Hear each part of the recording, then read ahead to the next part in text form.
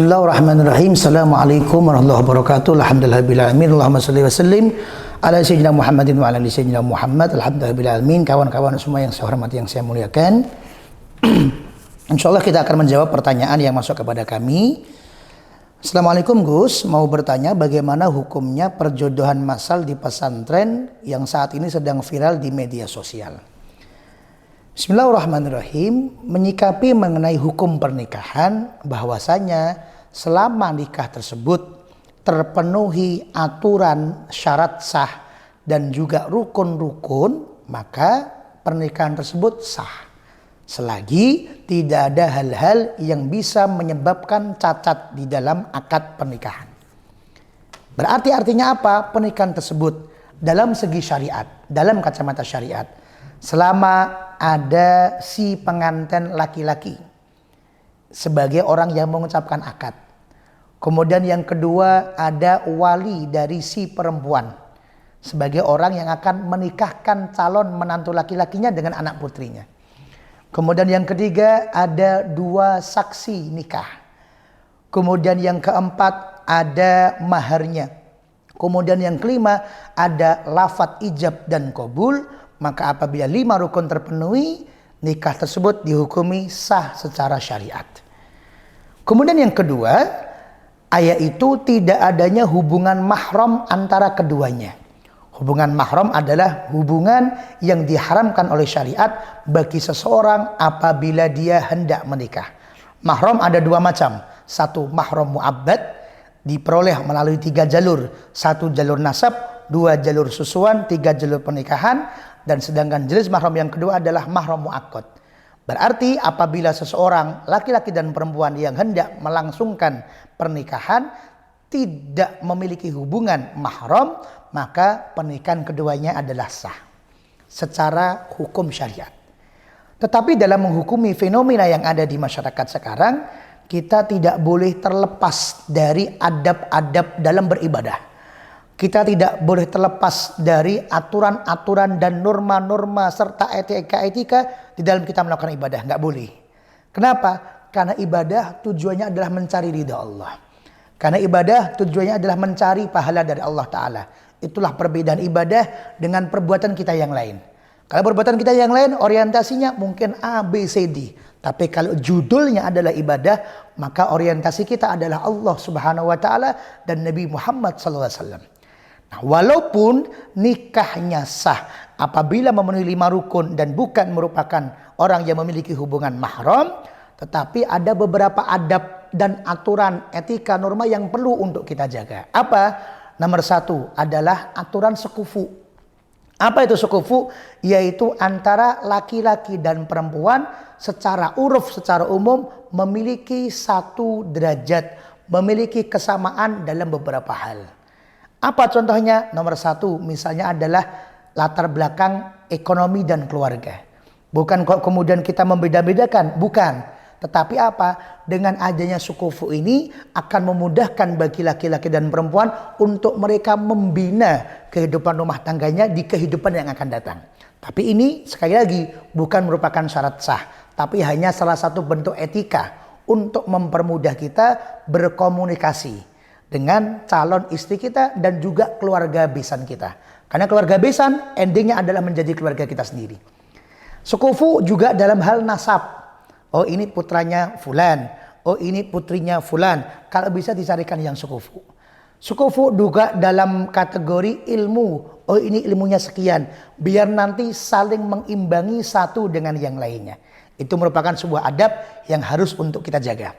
Sehingga para kiai-kiai kita, para habib-habib kita, para ulama dan guru kita dalam mereka menjodohkan tentu mereka juga akan memperhatikan sekufu apa tidak antara santri yang akan hendak mereka jodohkan. Maka ini termasuk akhlak dan adab bagi panjenengan semua yang kemudian sudah diangkat oleh kiai, oleh masyarakat, sudah diangkat sebagai tokoh agama oleh masyarakat, maka dalam menjodohkan orang satu dengan orang satunya, fulan dengan fulanah dan lain sebagainya, perhatikan mengenai satu kufu. Kenapa? Karena panjenengan akan menggabungkan bukan cuma 2 anak ini, tapi menggabungkan keluarga yang laki-laki juga keluarga yang perempuan. Maka sukufu harus tetap diperhatikan. Yang kedua, Perjodohan gimana Gus Ari? Perjodohan hukumnya boleh-boleh saja. Gus Ari, bagaimana kalau saya tidak mengenal calon istri saya? Mengenal dilakukan setelah menikah. Bahkan cerita dari ulama-ulama kita dulu, cerita dari kiai-kiai kita dulu, cerita dari habib-habib kita dulu, itu jarang sekali di antara mereka yang sudah kenal sama istrinya sebelum adanya akad nikah. Rata-rata nggak kenal, rata-rata nggak tahu, rata-rata ini siapa nggak tahu. Tapi kemudian mereka sam'an wa ta'atan dengan orang tua mereka, dan mereka berhusnudon, orang tua yang tahu karakter saya, orang tua yang tahu bagaimana keinginan saya, orang tua yang tahu bagaimana sesuatu hal yang baik buat saya, maka saya pasrahkan kepada orang tua. Sehingga banyak anak-anak muda di zaman dahulu yang kemudian bertemunya dengan calon istri ya ketika ijab kabul. Bertemunya dengan calon istri ya ketika akad nikah itu. Sebelumnya tidak pernah bertemu sama sekali, baru kemudian proses belajar bersama mereka laksanakan dengan baik. Sehingga sekali lagi, jangan alasan kalian pacaran hanya gara-gara ingin mengenal, hanya gara-gara gini. Enggak, itu bukan jaminan. Itu bukan jaminan. Kemudian pesan kami yang ketiga, bahwasanya sekarang zaman telah mengalami perubahan yang sangat cepat. Sekarang budaya telah mengalami perubahan yang sangat cepat. Sosial mengalami perubahan yang sangat cepat. Yang ini mau tidak mau mempengaruhi sikap kita. Mau tidak mau mempengaruhi kebijakan kita. Mau tidak mau mempengaruhi pikiran putra-putri kita. Mau tidak mau ada di lingkungan sekitar kita. Maka sekali lagi nasihat untuk para kiai sekaligus untuk para santri. Untuk para santri maka panjenengan usahakan untuk berhusnudon kepada guru panjenengan. Untuk para santri usahakan setiap mau melangkah, wabil khusus apabila itu merupakan perbuatan-perbuatan yang penting bagi hidup kalian, mintalah pendapat dari orang tua dan guru-guru kalian. Jangan kesusu melangkah. Dan bahkan kalau ada pilihan pengen menikah dengan orang yang saya cintai, atau mencari ridho guru, atau mencari ridho orang tua, maka kalahkan keinginan kita, carilah ridho guru dan carilah ridho orang tua. Itu yang segala-galanya buat kalian. Sebaliknya, nasihat juga, himbauan juga untuk para kiai, untuk para orang tua, maka panjenengan memang betul berhak untuk memberikan jodoh bagi santri-santri panjenengan. Untuk memilihkan untuk putra-putri kalian siapa yang akan panjenengan pilihkan untuk mereka semua. Betul panjenengan berhak. Tapi ingat, beliau-beliau anak-anak kita, mereka inilah yang nantinya akan menjalani kehidupan dengan pasangan yang panjenengan pilihkan. Maka usahakan berdiplomasilah dengan anak, berargumenlah dengan anak, ngobrollah dari hati ke hati dengan anak. Agar apa? Agar tidak ada friksi lagi antara orang tua dengan anak. Yang anak kekeh dengan pilihannya, orang tua kekeh dengan pilihannya. Kalau kita berantem, kalau kita bertengkar, kalau kita ribut sesama dengan keluarga, dengan menang itu tetap kalah. Kenapa? Setelah ribut, jenengan mungkin menang, tapi menyebabkan hubungan jadi renggang. Apakah itu yang kita inginkan? Tentu tidak. Maka saya lagi, bagi santri, bagi anak ada nasihatnya, bagi orang tua, bagi santri ada nasihatnya. Semua metode silahkan dirembuk. Apa metode yang paling baik?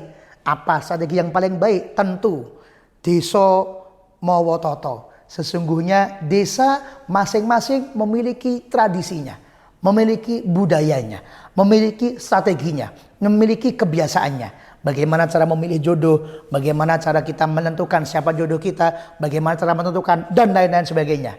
Maka selama tidak melanggar syariat, silahkan dirembuk bagaimana bagusnya agar menemui titik kesepakatan dengan baik. Kejadian di satu pesantren mungkin baik, tidak bisa disamakan dengan pesantren yang lainnya. Pilihan satu kiai mungkin baik, tidak bisa disamakan dengan pilihan yang lainnya. Artinya apa? Sesuaikan dengan bagaimana kondisi di lingkungan panjenengan, sesuaikan dengan latar belakang wali santri panjenengan, dan sesuaikan dengan keluarga panjenengan. Carilah cara yang terbaik, metode yang terbaik, strategi yang terbaik untuk membentuk rumah tangga yang insya Allah terpenuhi syariatnya dan penuh dengan barokah dari Allah Subhanahu wa Ta'ala. Terima kasih, semoga bermanfaat buat kita semua. Assalamualaikum warahmatullahi wabarakatuh.